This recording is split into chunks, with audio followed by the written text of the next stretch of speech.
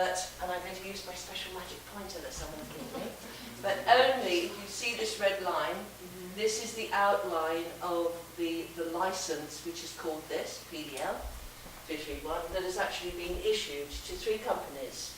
Ecog, they're at the top, Solo Oil and Angus Limited, and they're working in collaboration. We don't know very much about what they're expecting at the moment, but I will tell you what I know this evening. So they're looking initially at Araton, which has got the circle here, because they know that there is oil in place there, and they're looking to extract oil. They're also looking at this area down here on Compton and Brook, called the M prospect, which is actually offshore, underneath the sea, as it were. And what they're hoping to do is have that included in the licence so that they can drill from onshore. So I'm going to be telling you a bit more about that. That was under discussion last year, apparently. We're still not quite sure how that came under discussion because the licences weren't even offered. So that was M prospectus is offshore reserves, but they were going to be drilling onshore for to extract them. I'll go into that in a second. Yes. Ecog claims that the application will be for conventional drilling, but actually the licences, once they're applied for, they can be for any type of drilling. So I'm going to explain to you what those types of drilling are this evening. I want to point out, though, that in their statements, I just want you to look at these words, conventional and tight oil. Conventional is what you would expect the normal standard of drilling. Tight oil actually is fracking. And it's mentioned twice there. The M prospect and tight oil, happy for the future if they are successful. And also, this is from the stock exchange, tight limestone and shale of the Kimmeridge clay and VS formations, which I'll show you in a moment. So it's probable that these licenses, when they're applied for, will be for any type of drilling. Okay? So I'm not a geologist. I've found this. If there is a geologist here, you could always help me out if I get stuck. But basically, we're talking about here. You see oil shale? It's in the Kimmeridge clay formation, and that's what they say they're interested in. But also in the limestone region here, this is permeable, this is impermeable. Permeable means that it's easier to get out. Impermeable means it's tougher to get out, so it needs a more extreme form of extraction. This is just quickly to show you how that links in with what is actually under the sea. And this schema was done actually years ago for the Witch Farm project on the other side of the world from us. And if you look down here, it actually says the Kimmeridge is actually in this orange layer here. That comes onshore onto the Isle of Wight here. And this darker layer, this pink layer, is also what they're interested in because that is going to be probably shale, therefore will need fracking. So let's have a look at the differences between, okay? Conventional is what it sounds like, stuff that's been going on for a long, long time in England, abroad. Traditionally, it was a single shaft, as you can see. It normally goes down quite a way into the permeable layers, easier to break up. Fracking is a new word. In our minds it means something different, but fracturing has always happened in drilling. So they will need to fracture, they've always fractured. What happens is they basically drill a single shaft, they then pump down a slurry to make that easier. As soon as they get down to where they want to be, they will then fracture the formation, which lies in layers, and the oil and the gas is laying in between those layers, but they need to fracture them to get into them to get more access. Okay? So they would fracture them, they would break it open either with explosives, small explosive charges, and then they would pump down in order to expand those slightly so that the oil can flow. But they need to get all the slurry up. So we're looking at something like 430,000 gallons of water mixed with various chemicals. to be pumped down at quite high pressure to make that fracturing happen. Okay, that's pumped up, then the gas and oil comes back up the shaft and is collected at the surface. That's a very simple explanation.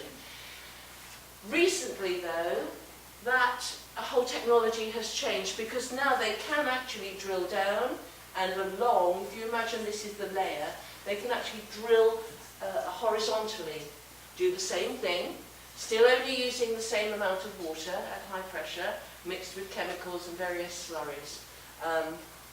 So at the top of the well they have extra protection as you're going through the water sources to protect. And then down in the bottom layer, which is a much smaller pipe, the shaft will be doing the main work of collecting the product.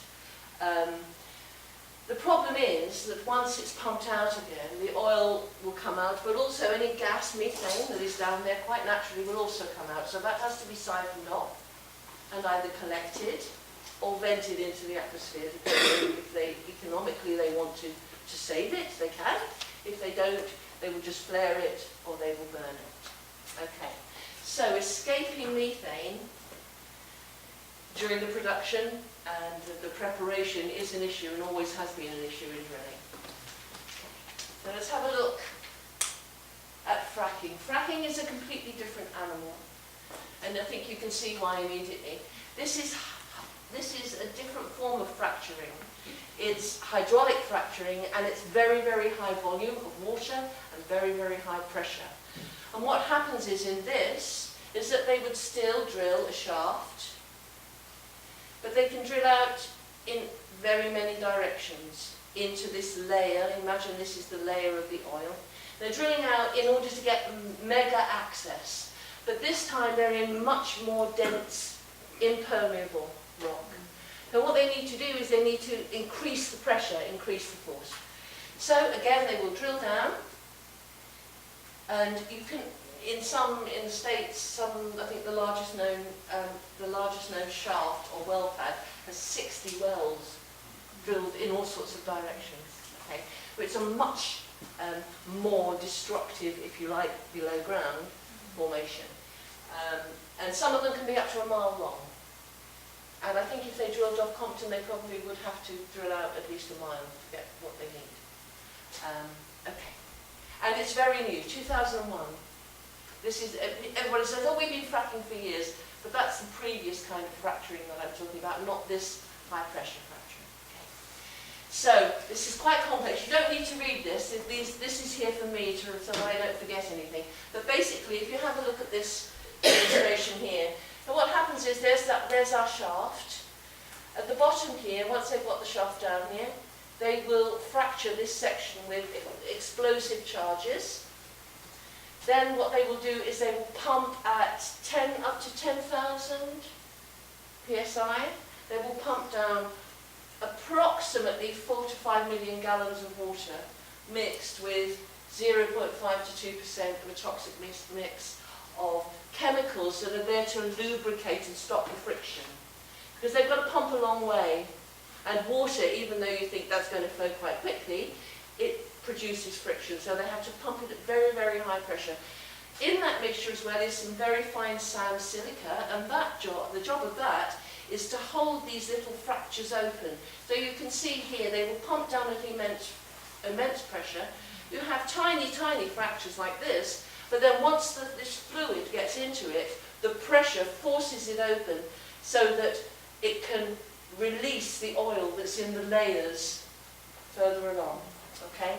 In order for that to happen, though, they have to then remove the plug, if you like, take it out, so that this oil will be able to flow. So they have to pump all that liquid back to the surface so that the oil can flow. Now, we're talking about 4 to 5 million gallons of toxic material now, because in the process of fracturing, there are naturally occurring radioactive minerals inside the shale. And what happens is that those and other minerals, other sorts of minerals within the shale are mixed with the chemicals and the acid that is in this toxic mix. So that's all brought to the surface. Now that is classified as toxic waste. It can never be treated, it can never be reused. But this is a very, very high volume use of water. Now for a start, on the Isle of Wight, we don't have high volumes of water like this that we can afford to waste, but I'll come to that later on. The problem is they only get 20 to 40% of it back to the surface, which means that stays down there ad infinitum.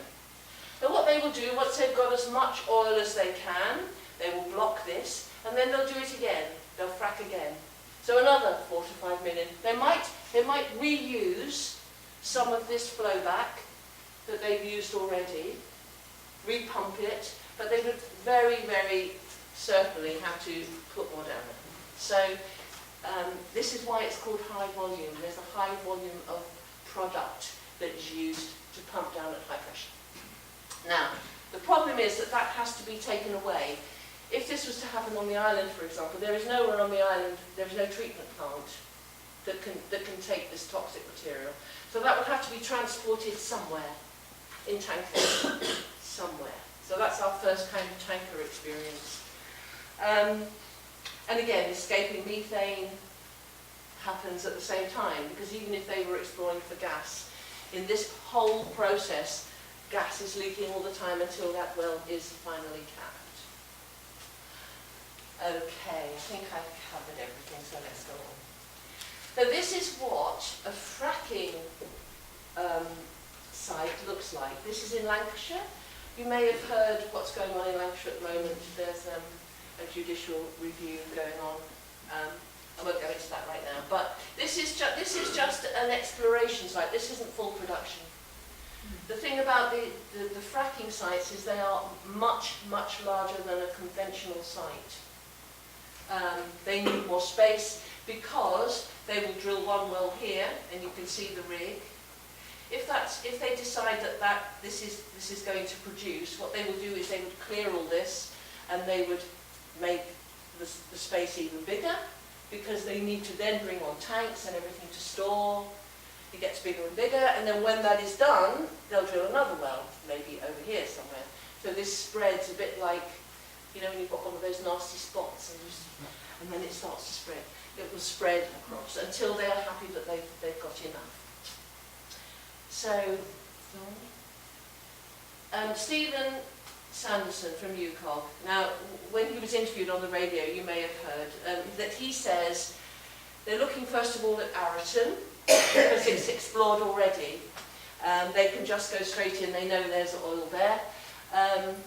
They want to use a conventional method of fracking, not massive hydraulic fracking, but that comes with a bit of a caveat, which is why I've put this little quotation from the Watchtower.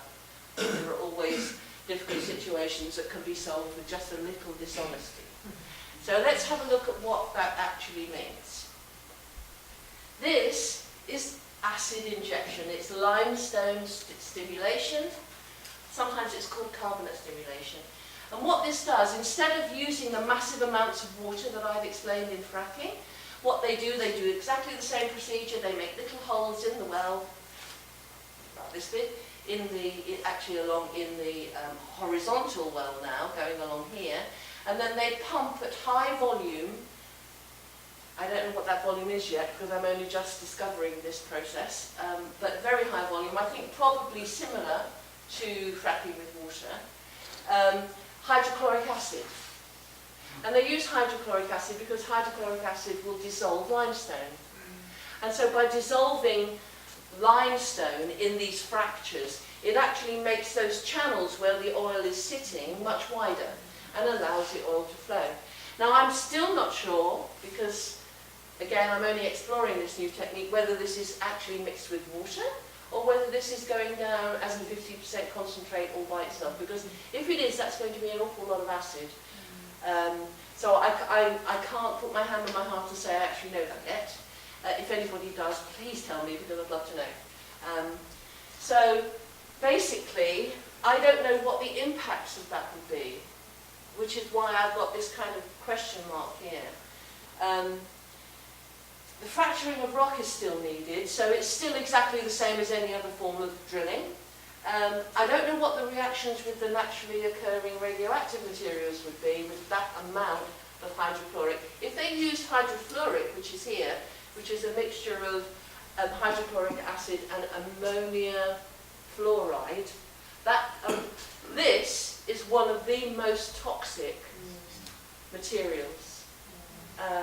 And it can turn into a gas at 67.1 degrees Fahrenheit, which doesn't dissipate, and you can't see it, and it lingers. So that, if there were spills of that, for example, that would be horrific.